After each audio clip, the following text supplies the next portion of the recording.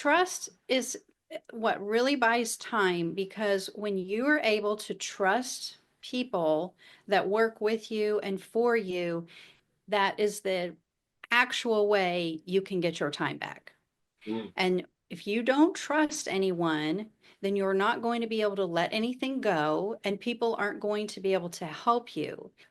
Do they know what it means? Do they have authority to? Or have you just given them tasks? yeah. Responsibility with no authority equals no ownership. Like I'll say, perception is not reality. Lots of people say perception's reality. No, perception is perception. Yeah. And when there's two different perceptions, that's what often you come up with a conflict.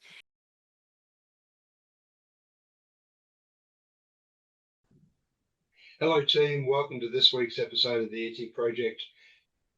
I'm confident that many of you know there's a stark difference between 20th century and 21st century leaders. For starters, leadership today isn't about having all the answers. I'm sure you've learned that lesson. And it's also not about being the loudest in the room. More often, it's about the quiet choices, the small, intentional moves that build trust, make space, and let people thrive. And yet, so many leaders that we work with still feel stuck, overwhelmed, overgiving, perhaps under supported, and trying harder instead of leading differently.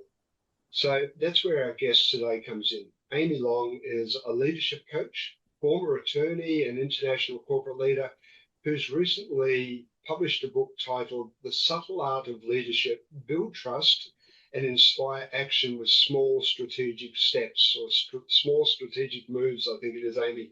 Welcome to the ET Project. Hi, good to be here. I'm excited to be here, and thank you so much. And I forgot the final part of the book title. So there's another part about clarity. Strategic moves. Oh, Yes, sure. Lead with clarity, confidence, and care. thank you. Thank you. I've got the last part, so I apologize. We're going to be talking a lot about the book during our conversation today. As always, perhaps we'll start with a little bit of your background. Um, as I mentioned, attorney, corporate leader. What was the initial draw for you into law, and then why did you pivot? Well, I initially went into law because I was interested in a career in US intelligence, and I knew that lawyers was a really common background. But then I ended up volunteering as a assistant public defender, as a legal intern for the public defender's office, and I really fell in love with that role. So I Mm, spent several years there as an assistant public defender, and then I remembered, hey, maybe I want to go back and look into this path of the intelligence world. right. I did move forward with that, and I received a conditional appointment into the FBI as a special agent. But that coincided with the time in my life where things were not so that I wanted to leave my home state anymore once everything fell in place. So I withdrew my application, and then I had to start over. And I said to myself, I guess I'll try being an attorney in private practice. And so I went to work for a small insurance defense firm, and I worked there. And then I ended up working for a bankruptcy law firm. Very nice. So we were talking before we hit record, and you're in Oklahoma. When I hear Oklahoma, I have immediate visions of the cowboy movies I used to watch when I was growing up. What is it like the Wild West? Is it? Can you paint the picture of what Oklahoma is like today? No, it's not really like that. It depends on where you go in Oklahoma. Oklahoma is very green, and this time of year we've actually gotten an unseasonable amount of rain. So it's super nice here, nice, lush, and green. If you go to the far eastern part of the state, you can see what we might call mountains, but they're very small in comparison to like a place like the Rockies. And Right. then if you go to the far west part, of the state, it's much more flat, Hmm. and it's a lot more dry out there. I'm Right. smack dab in the middle, right here in the capital, so I kind of can move around and get the best of both worlds. You've also traveled around the world, different countries, from what I understand, Switzerland, China, France. How have those experiences, if at all, shaped your perspective, your view on the work that you're doing today? Well, so all three of my trips were prior to being 25 years old, or actually Right, 26. right. And what that did was shape me early without realizing it as a Mm, leader in understanding differences, and that not everything is the way that I perceive it or the way that I'm used to. And I lived abroad in Switzerland. I lived a year in France, and I studied, did a summer program in China, going through four different cities. And mm, it was just amazing to see as you went through all these different places. I spent the longest time in France. So, namely, there, I would say that was a different way of life, getting used to doing things differently and what that does for your resilience and ability to move yeah. forward on a daily basis and understand that things aren't one way. Mm, yeah, very true. What was there a turning point for you in your career that helped you realize that you wanted to step away from corporate roles and start your own organization, your own business? Yes, I decided in 2023 that I wanted to build something for myself. Mm, And I actually started out doing a small business that I no longer run that was geared towards something I'm not doing now, but I did spend a year doing that, and that was mm, more product based. And then I decided, after reflection, what can I do that is more based on my decades of experience through right. being a lawyer in various roles and through corporate leadership? And that's when I decided I wanted to do this. I want to build something on my own. That was the number one thing, was I wanted to build something for myself. And that Mm. was what was important to me. And how's the journey so far? It is a journey. It's full of ups and downs, and but that's the great part, is because it's all there's so much learning. And I don't know if you've heard this before, but when you start to say, I feel like time is, going by so fast, studies have shown that that comes from feeling like life becomes rote and you're just doing the same things over and over again. Well, I'm Right. not doing that anymore. you know, I'm doing everything right now. So, learning how to set up the DNS settings on a website. Wow, man, when I figured that out, I was like, "Oh, can I get a certificate for this?" Because I can't believe I even understand to be able to converse.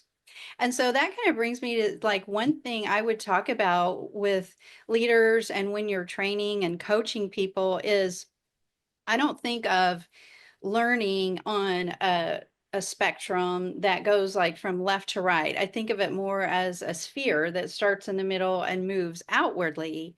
Right. And at that very beginning, that very core is just being able to converse about what you're doing. Because when you Mm, first meet someone, where you always want to meet someone where they are, but when you first begin to work with someone, you have to figure out what can they dialogue with you about what skills you're trying to transfer, what you're trying to teach them and share with them. And then you have to be able to find their language so that you can dialogue with them to begin, then they can dialogue with you.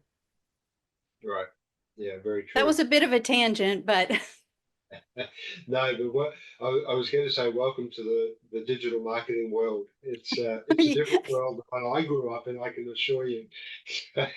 I can sympathise with the I won't say struggle. I'll say challenge. The challenge of creating a business in the world of today. I read somewhere that you said leaders don't want more hacks; they want more time. Mhm. Was there a moment in your own leadership journey when you felt completely overwhelmed? I think there's multiple different moments where you feel that way, and you know that if you're going to keep functioning and be a leader for your team, you've got to be able to take care of yourself. And so you have to just step back and have that moment where you say, okay, I have to let some of these things go because you need that time for yourself in order to decompress and then be able to come back refreshed the next day for the next project so that people can continue to count on you. Yeah, yeah, very true. Another thing I heard somewhere or read somewhere, you talk about baby bird steps. I love that expression. Where does that phrase come from? And is it part of this journey that you're experiencing at the moment? Yes. So baby bird steps, I coined that really off the cuff. One of the last corporate worlds I was in, we Right. were building a big team and I was in charge of a department, and there was so much to do Okay. that e- there was a lot of excitement and there was a lot of possibilities. Mm, And every day I would hear people wanting to be excited, doing these steps. And I would say, no, we need to slow down because we want to maintain the momentum and we have a lot to do. And I just off the cuff said, we're going to take baby bird steps because everyone has heard the term baby steps. yes. And I don't discredit baby steps, but baby steps is almost something that you hear and you're like, yeah, I've heard Yeah. that before. So it really doesn't stop you in your tracks anymore. But baby bird steps, well, what's that? That's new. And so it's very tiny and it's meant to really stop you in your tracks and say, listen, if we can break things down into their smallest parts, Mm, then we can maintain our energy, we can maintain our momentum, we can maintain our focus, and then we can keep the steam rolling, so to speak. right. Right. Well, that's a nice segue into the book. So let's sort of pivot a little bit and move into the book. Why now with the book? What was the drive behind writing the book and releasing it at this moment? Well, I always wanted to write a book, and then I came to have the opportunity. I heard about writing a book, and I decided I want to tell my stories. I want to share what I know. And this is the perfect time right now on my journey building this business for me to put some of my thoughts down to paper and to be able to share what I consider are, you could also say, leadership cornerstones throughout the Right. book. Yeah. Insights.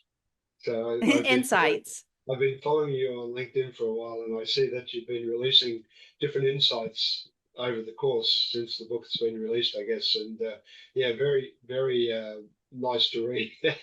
Nice tips, nice reminders. So again, the title of the book is The Subtle Art of Leadership. It has a longer subtitle, but The Subtle Art of Leadership. It's not loud, not flashy, is the message that I took from it. So, what inspired that frame for the book? Well, I think that when I looked at everything that I put into the book, Mm, the core word there is subtle. It's not just leadership, but that core word of subtle and that it's an art. So looking at things on being decisive, I'm very big on forward thinking and being intentional, and those go into there's an art to it. This is not mm, just something random.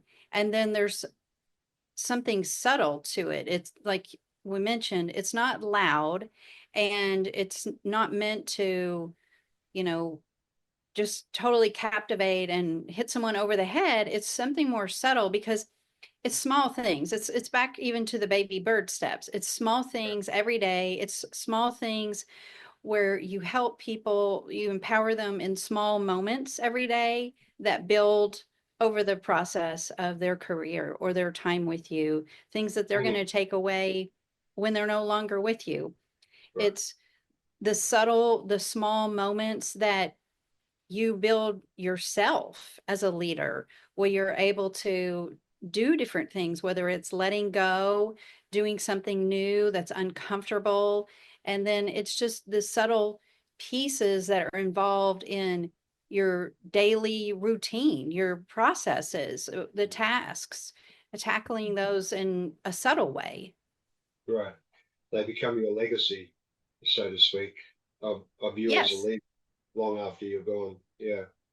I mentioned at the beginning that leadership in the 21st century is not about having all the answers. And I know I read in the book you were talking about early on in your career, you thought that's what it was about. When did you first make the realization that this is not going to work that way?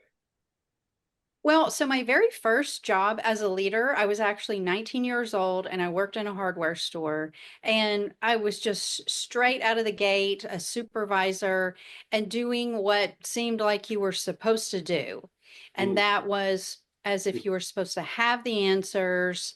And I figured out that wasn't because there wasn't a lot of gelling. It was more of just a rote things were happening.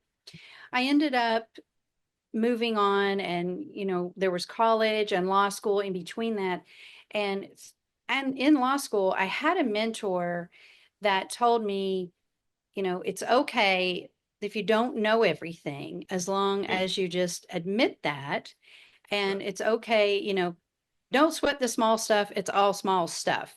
So when I when I was a public defender, I was a team leader, and at that point, I had a couple lawyers and some interns that worked, and we had a large docket. We had a lot of people. We might have 60 clients in a day, and there was no choice. When you have that kind of volume, there's no choice but to become ultra transparent and say, I Mm, can't do this all myself. I right. have to rely on someone else and who is here to help me. And really, that's it. Is going through that experience and having that high volume. There was absolutely no way I could do things with the kind of integrity and the way things needed to be done, keeping it Mm, all to myself and thinking that I had all of the answers. There was right. absolutely no way. I remember at the beginning of the book, you give a dialogue, a conversation between a new leader and yourself, and the new leader is kind of looking for that secret formula. How do I become this great leader? And that sort of stems to what we're just talking about here. What was one of the lessons that took you the longest to internalize? Is there anything that springs to mind as a leader? How did you realize that and then bring that to the table? There is no one. There's no one. There's no training. There's no formal manual. It's a lot of figuring things out on your own. And I'm really big on focusing inward on who you are, what makes up your own unique leadership style after your years of life. You've come to be one somehow. You're a leader, whether or not you have that, formal title or not. But the number one thing is there's not going to be a formal training. And I would say, even if there was, it's different for everyone. So you just Yes. need to take what you can. There's books, there's people, there's TED Talks. All of that is your resources. There's not Mm, one thing. There's not one, you're not going to have a moment where you're like, I can stop learning. I figured it all out. It's right. every day. It's every month. It's something new. Yeah, so true. And the subtitle of your book really is very accurate to the content within the book. And one of the portions of the subtitle is about trust. And I think you say it's the only currency that buys time. It's a powerful idea. Can you share a little bit more about that? Well, trust is what really buys time, because when you are able to trust people that work with you and for you, that is the actual way you can get your time back. Mm, And if you don't trust anyone, then you're not going to be able to let anything go, and people aren't going to be able to help you. And that really is just the core of it. And, it's to take that further, it's real deep trust. It's not just delegating responsibility, it's delegating authority and responsibility. So giving some kind of authority, which Yeah. signals trust, that's where you're going to get real ownership. And that's where you can actually take something off your plate and you no longer are worrying about it. Because there's been times where you can observe, where I know I've observed people have been assigned work, but they don't have the authority to make at least some decisions. Yeah. So it comes back to the leader, and the leader's going to have to review everything, make all these decisions. So that's how I see trust is the number one thing that Mm. actually gives leaders time back. Right. Right. You've nailed so many important aspects of leadership. You know, we're talking about trust, which is definitely core, central to the whole process. Delegation is often something that leaders struggle with in the first place, but when they do start to delegate, as you said, they delegate, but they still hold on to it. They still want to keep the control and they don't give the authority with it. So I think that's a very important message for everyone listening. And that in turn then requires that transparency. It requires the leader to be able to say, "Hey, look, I don't have all those answers. This is something I'm I'm offering you the opportunity to try and work on, but if you need my assistance, let's come and talk about it. But you're free to play with this and make of it what you can, type of thing." So I think that's a powerful lesson within itself. Yeah, Well, and there are a couple additional points to that. yeah, It doesn't have to be black and white.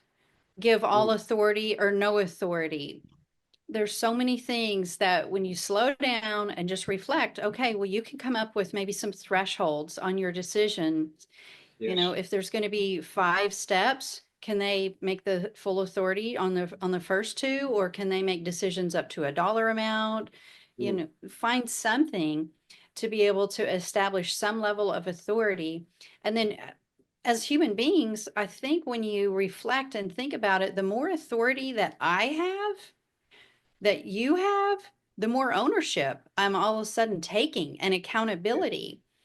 And I know personally, I would hear a lot of complaints about, people who say, well, they won't take accountability or ownership. Do they know what it means? Do they have authority to? Or have you just given them tasks? yeah, Responsibility with no authority equals no ownership. yeah, yeah.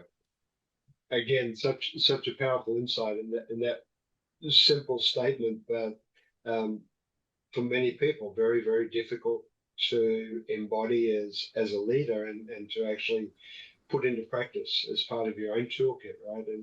And we often work with our people and say, you expect your team to have commitment, but do they even know what that means? What are they committing to? What is that commitment look like in your eyes? And do they hold that same perspective around what they're doing? And that then leads to the ownership and the accountability discussions. So I think it's we're very much on point with all of this discussion. Another insight that I very much like is around performance problems. And you say that it's not necessarily about competence. Quite often it's about the communication and about the mismatch in the communication. Can you give an example of how you've seen that play out? Well, we've talked briefly about it in a couple ways.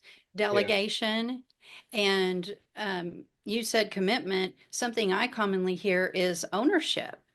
yes, People won't take ownership for things, and the exact same thing. What does ownership mean? Because if you don't have clarity on that from the beginning, they're not going to meet your expectation, and then at the end you're going to write them down for poor performance. yep, When really did they understand what you wanted? And mm, the same back to delegation, what steps are involved? Something really common, there's actually two that I see where there's two common challenges with the delegation. It's super common for leaders to tell give the who, you do this, please work on this for me, and maybe a loose deadline. They don't often distinguish, I meant in, by a certain day versus a certain number of days. But what's missed commonly is where does this fit in with the rest of the priorities? So I call Exactly. that the where. Yeah. And then also, how what steps have to be completed your way as the leader, and what Right. steps do they have some freedom on? Because Yeah. if that's not discussed in the beginning, you're going to be out of alignment. They're going to just naturally take a step that they didn't realize you wanted your way. And Yes. then it becomes poor performance when that's not the issue at all. It's just Hmm. lack of clarity, lack of clear expectations. So it's about spending that time up front and getting into the habit. Yeah. What really comes through to me listening to this discussion is the challenge of delegating effectively and properly. It is an art form as well as a science, right? And not enough emphasis, in my mind at least, is placed on helping leaders understand how to correctly delegate and the importance of it and the outcome when you do it right versus when you do it wrong. So I think, yeah, for me, that's a key takeaway already from this discussion. Um, one of the things that jumped out to me also from the book was talking about adapting your own leadership style to how others learn. And I come out of the learning field, so this one sort of jumped off the page to me. What do you mean by that? Well, what I mean by that is people learn through reading, people learn through hearing, lecture, people learn through writing things down, people learn through doing things. And there's someone in all of those categories. I know personally for me, the number one way is reading. I will retain so much more versus listening to a lecture, and the longer someone is trying to give me directions, the less I hear. Right. And I found that out when working with people over the years. You might have a team meeting and share a message, and then you go back, and 2 days later, someone's in my office saying, a supervisor saying, what gives, that it's like they weren't even listening. No, they were listening, but that's not how they receive the information the best way.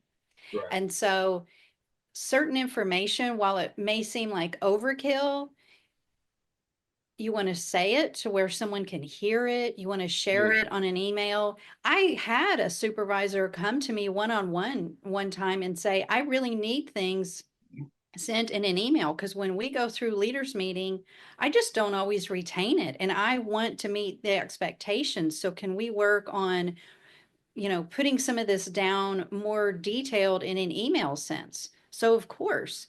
And then Yeah. also giving people opportunities as best you can Yeah. to do things, to learn that way, take those small steps and learn by doing. Mm. Fully agree. I was just thinking, I was reliving some of my own experiences.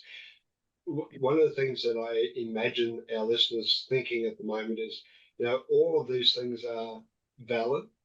They're all very logical, but they take a lot of effort. How do I avoid the burnout? I mean, I'm already overworked. I've got so much to do. You want me to spend all this extra time focusing on the team. How do we do that, cohesively without burning out ourselves? Well, for starters, you don't try to do everything at once. And Mm. you want to get to know your people and try to raise up your observation level. Be observative. So if you Yeah. have someone making a lot of mistakes, ask yourself why, and Mm. try to find out if it's because how they're receiving the information. Maybe they're just someone that needs information a different way than others. Right. But then you don't always have to explain and share information in all these different methods. You can select this information is so important. I'm going to send an email, then Yeah. we're going to have a meeting, and then I'm going to be available to speak to people one on one. Mm. And with And what comes to my mind so much is processes and procedures, the way to get things done. Personally, I don't think there's any way to avoid writing those down.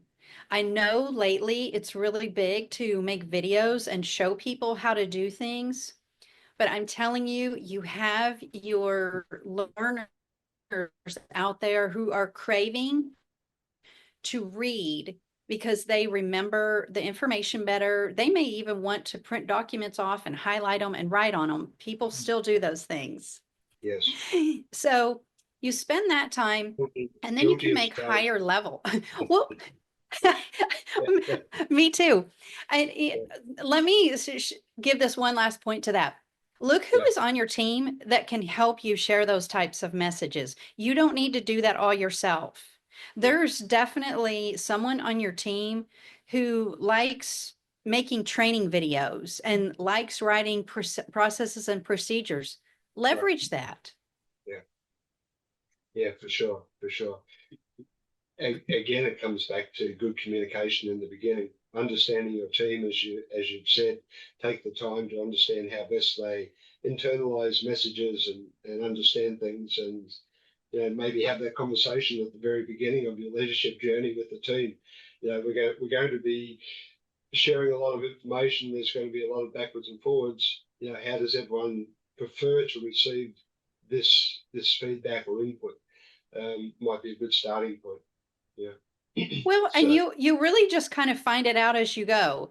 The yeah. the one who ends up in your office or always asks to, maybe give you a quick call on Zoom, that person needs to talk about it to process what you want. And Right. so it's just about kind of picking up on those clues. The person that listens and then is quiet, they want to go back and read it and think about it. So Mm. it's just about picking up on information like that. Um, because sometimes you might ask a person that, how do you prefer? And they're like, I don't know. What do you mean? So you just have to kind of, learn. It's a things learn as you go. Right. Right. I'm very much on board. As I mentioned, I've been following your LinkedIn for a while, and one of the insights you've recently written about, number 8, I think, was you said your default style might be holding back your team. So when I read that, I thought, that's a bit of a tough pill to swallow, right?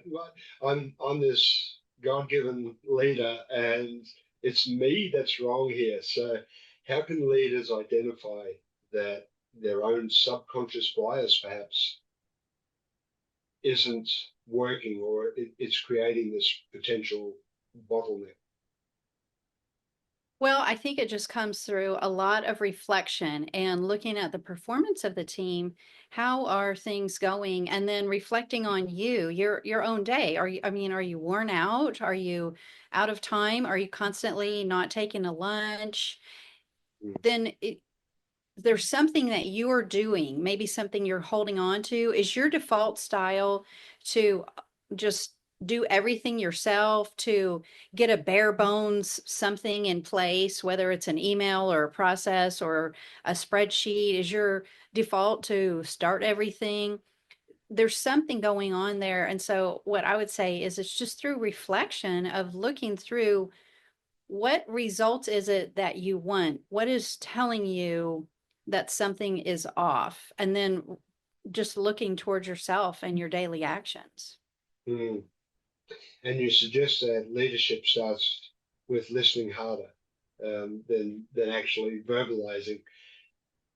How can, I mean, we all talk about being better listeners, but is there a practical way that leaders can shift, um, to that mode of operation, being a better listener?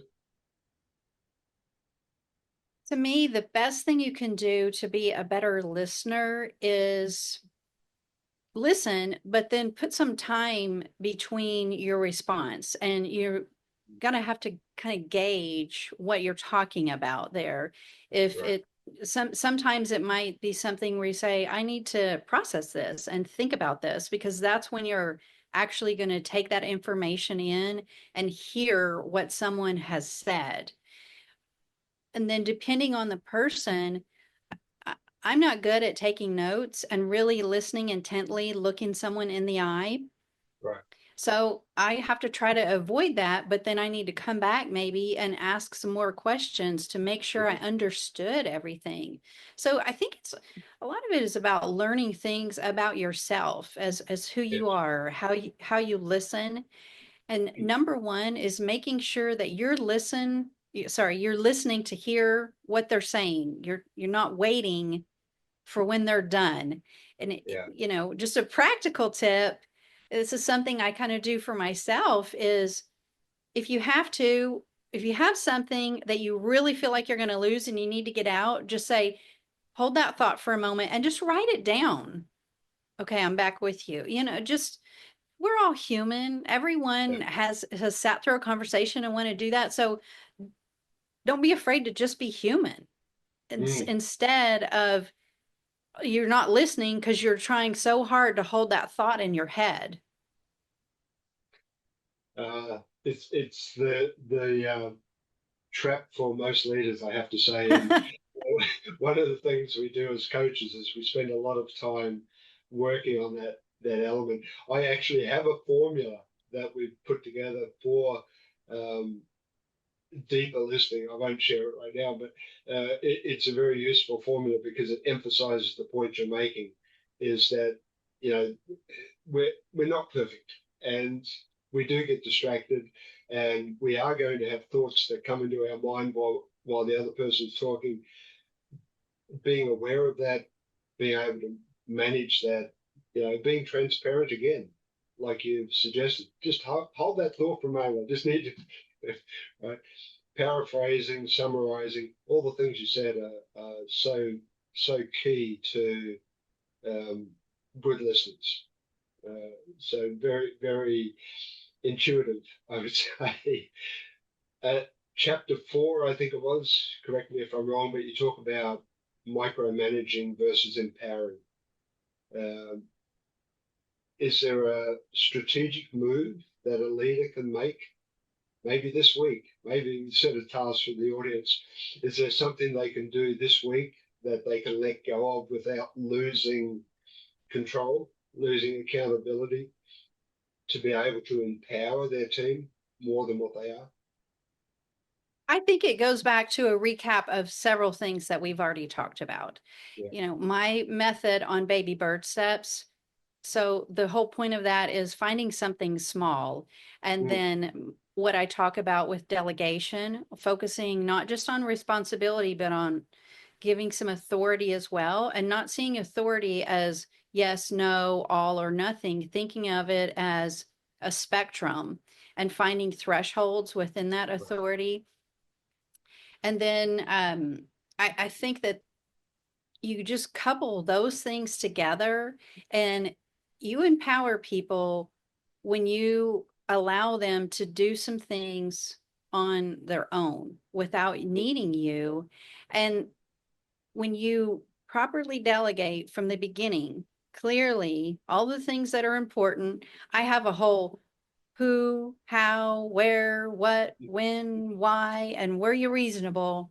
I've got 7 steps. So when you have all of those in there and you've touched on those, you should have pretty good clarity from the Right. beginning.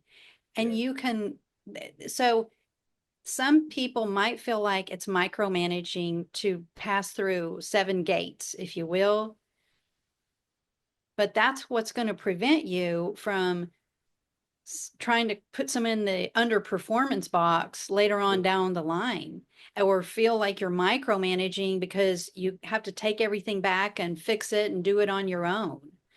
Yeah. Yeah. I'm guessing the 7 gates may not be applicable to every individual team member.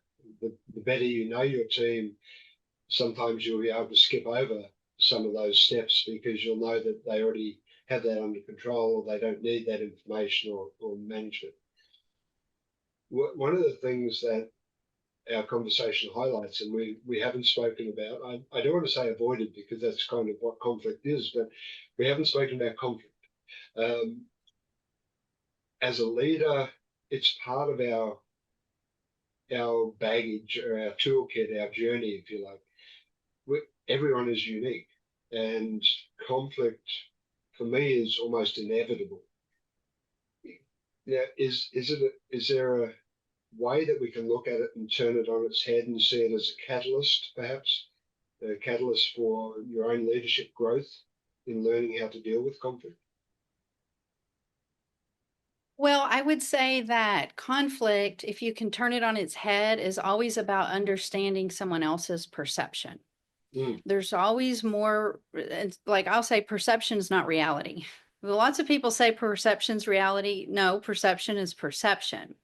yeah. And when there's two different perceptions, that's what often you come up with a conflict. And so if we're going to learn something from that and use that as a catalyst, a conflict is when you can step back, take that moment where you can reflect and say, oh, is this right? Is this my way or is this my perception? Right. Because something's going on here and someone else obviously has another perception, and then trying to find where do you need to meet in the middle in order to resolve the conflict. Mm, yeah. I sort of bridge the two, if you like. I say it's your perception is your reality, not my reality, and or may not be my reality. So yeah, I'm with you on that. If we look at leadership as a whole, and we think about sharing something with our listeners that they can take away, is there one leadership habit that you feel every new manager would benefit by if they took it away and started working on it today? The number I actually have two, and they're probably almost so simple that you think, "Are that's it?" But the number one thing is to be transparent and just say, "I don't know." Just get really comfortable saying that. I don't have all the answers. Make sure Mm, you follow that up with, but I'll find out if that's your responsibility and you figure that out. And the second thing is to meet people where they are. And that mm, is figuring out where are they at in the conversation, in the task, in their role, where do they want to go? Because everyone is, even if they have similar titles, everyone is in a different place and everyone has a different long term. And, if you do those things, then when people are no longer with you, then they're going to be able to look back and feel like you impacted and had a legacy on their life rather than we're just their boss. mm. Because to meet someone where they are is you're caring. Right. Yeah. Thank you for that. And you've had the opportunity to work across different industries, and in particular with different generations of the workforce, I'm guessing. Um, I'm at the tail end of the baby boom generation, but as we all know, we've now got the alpha generation moving towards the workforce. So we've got this huge dynamic. Is there any surprising aspects of leadership that you've been taught by the younger generation? Not saying you're old by any stretch, but by our younger generation that really surprised you as a leader?